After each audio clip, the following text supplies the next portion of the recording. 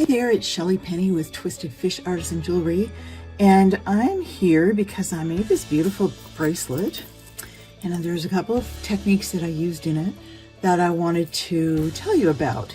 So first of all, I want to mention that all of these beads come from Jesse Jame Beads.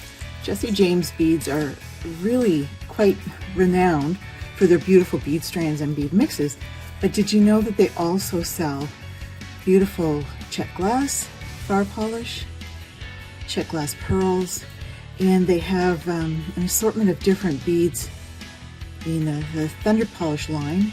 Here we've got the thunder polish cubes, and in between are the little I think they're 1 millimeter or 2 millimeter fire polish crystal.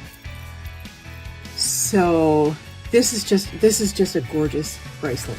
Now, the first thing I want to tell you is that this pendant, this leaf here, is a pendant, and it only had one hole when it came to me. It had this link up here at the top, but I was able to punch another hole in it to make it into a link. So for this I'm not going to punch another hole in it because I've already done it and I only have one leaf, but I used this tool which is called the Euro Punch pliers, and it punches a beautiful hole. I think it's a 1.2 millimeter hole, so it fits most wires and jump rings. And Jesse Jame Beads also has a 2-hole punch on their website, so you might want to check that out when you're placing your order. And the second thing is, I use wire guardians that protect your wire from moving back and forth and fraying over time, right? So I use soft flex for this, and you don't technically need wire guardians with soft flex, I found, because the wire's coated, and I've never ever had anything fray with soft flex. So I didn't technically need it, but I love the look of that. So I wanted to show you how to use the wire guardian, first of all, and how to crimp. We're going to put the soft flex wire in one side of your wire guardian, and then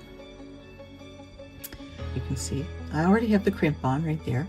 So I'm going to take this and put it in the other side, and then we're going to feed both wires in there. And some people will tell you to move these as close together as possible, and some people will tell you to not. I like to get my crimp up as close to the wire guardian as possible. So the next thing I'm going to do, you can see that's right up close there. I'm going to take my pliers and I'm going to flat crimp it. So I'm using my chain nose pliers, and I have the crimp bead in there. My wires are flat, and I'm just going to give it a firm squeeze. And that is going to give you a flat crimp on the end.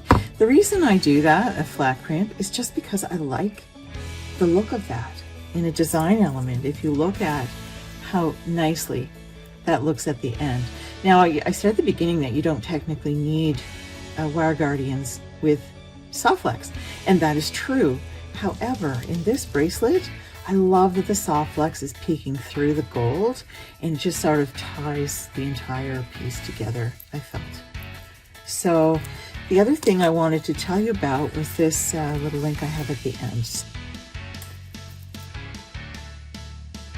Here's my bracelet. I'll get my clasp here. I'm going to clasp my bracelet on there, and it's perfect. And I have this little charm that I made myself. Now, you'll notice I don't have an extender chain. I sell a lot of jewelry, and I don't put an extender chain on a lot of my jewelry because a lot of my clients don't like the extender chains. So what I do instead is that with this little charm that I made, there's a nice little heart on the end, but it also doubles as a link extender. So now I've just made my bracelet bigger if that's what I want. And with a pretty little design element that all looks like it's part of the bracelet, as you can see right there.